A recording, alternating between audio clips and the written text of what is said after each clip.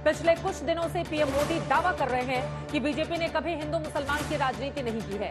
कांग्रेस की तुष्टीकरण की राजनीति का पर्दाफाश करने के लिए बीजेपी मुद्दे उठाती है तो उस पर हिंदू मुसलमान करने का आरोप लगाया जाता है। इसी तरह का एक मुद्दा पीएम मोदी ने महाराष्ट्र में भी उठाया, जब कांग्रेस पार्टी पर मुस्लिम बजट बनाने की कोशिश का आरोप लगाया। कांग्रेस पार्टी का कहना है कि राम मंदिर पर वोट मांगने वाली बीजेपी सीएए, एनआरसी से लेकर यूसीसी तक के वायदे पर वोट मांगती है और ये सारे मुद्दे सांप्रदायिक ध्रुवीकरण की कोशिश में उठाए जाते हैं। जबकि बीजेपी का कहना है कि कर्नाटक में कांग्रेस ने मजहब के आधार पर मुसलमानों को आरक्षण दिया तो उसे संविधान विरोधी कदम का विरोध बीजेपी का धर्म है। बीजेपी कहती है जब देश के संसाधनों पर मुसलमानों के पहले हक की बात कांग्रेस करती है तो देश के गरीब, दलित, आदिवासी और पिछड़ों के अधिकारों की आवाज उठाना उसका धर्म है। लेकिन कांग्रेस सवाल पूछती है कि मुसलमानों के प्रति नफरत फैलाने के लिए बीजेपी उन्हें घुसपैठिया से लेकर ज्यादा बच्चे पैदा करने वाली तक कहती है, तो क्या वो सांप्रदायिक सियासत नहीं हुई? उधर बीजेपी का कहना है कि वोट के लिए विपक्षी दल के नेता कहीं आतंकी याकूब मेमन की कब्र सजाते हैं, कहीं मुख्तार जैसे अपराधी के लिए फातिहा पढ़ते हैं, कभी पाकिस्तान की तारीफ करते हैं तो कभी पाकिस्तान के एटम बम की धमकी देते हैं।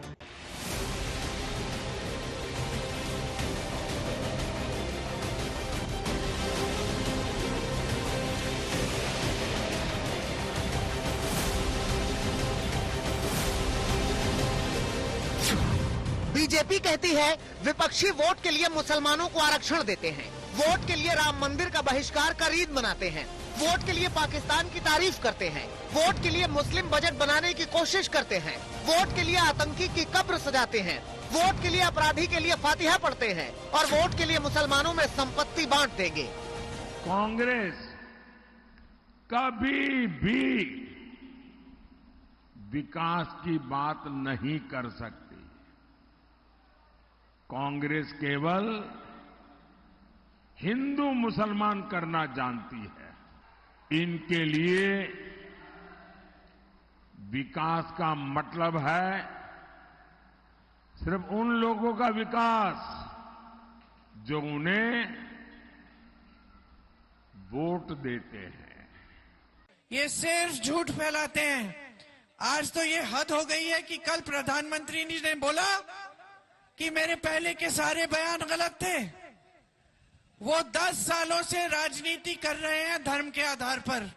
हर चुनाव को हिंदू मुसलमान बनाते हैं कि नहीं बनाते हैं? बनाते हैं। कल ये कहते हैं कि मैंने कभी ऐसा नहीं किया, कि अगर मैं ऐसा करता हूं तो मैं इस पद को रखने के मैं लायक ही नहीं हूं। तो 10 सालों से क्या कर रहे थे आप? देश के चुनाव में धार्मिक ध्रुवीकरण की राजनीति एक बार फिर सिर चढ़ रही है। खासकर आखिर के 3 चरणों के चुनाव से पहले चुनावी मंचों से पुकार और जय जयकार दोनों बदलते दिखते हैं। जय श्री राम। हालांकि बीजेपी राम मंदिर को राजनीति नहीं, आस्था का मामला बताती है, लेकिन चुनावी मंच से उस कामयाबी का श्रेय लेने से पीछे नहीं रहती। राम मंदिर मोदी जी थोड़ी बनवा रहे हैं, वो तो माननीय उच्चतम न्यायालय के आदेश से बन रहा है। कोई सरकार रहेगी, कांग्रेस की होगी, इंडिया गठबंधन कोई भी होगा, माननीय सर्वोच्च न्यायालय का आदेश रहेगा तो बनवाना उनकी मजबूरी है, बाध्यता है। न चाहते हुए भी अगर एक व्यक्ति नहीं भी चाहेगा तभी उसे बनवाना पड़ेगा। तो ये उनके नहीं कह सकते कि मैं बनवा रहा हूँ। ये और बात है कि वहीं कांग्रेस अदालत के आदेश से बने मंदिर के उद्घाटन कार्यक्रम का तो बहिष्कार करती ही है।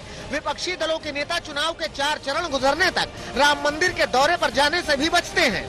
दूसरी ओर कांग्रेस पर सवाल उठाते हुए बीजेपी की दलील होती है कि जब मोदी सरकार देश के गरीबों, महिलाओं, नौजवानों के लिए योजनाएं बनाती है तो वो धर्म के आधार पर नहीं होती, जबकि कांग्रेस पार्टी ने तो बजट तक मुस्लिम के नाम पर बनाने की कोशिश की थी।